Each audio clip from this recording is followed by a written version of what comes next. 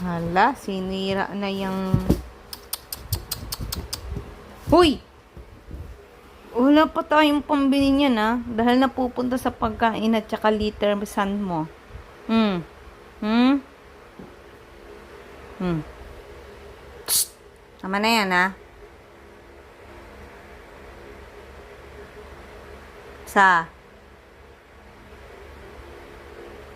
Ba na doon. Punta na sa kwarto mo.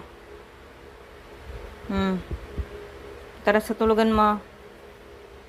Maaga matulog nang hindi ka late na bangon. Ay.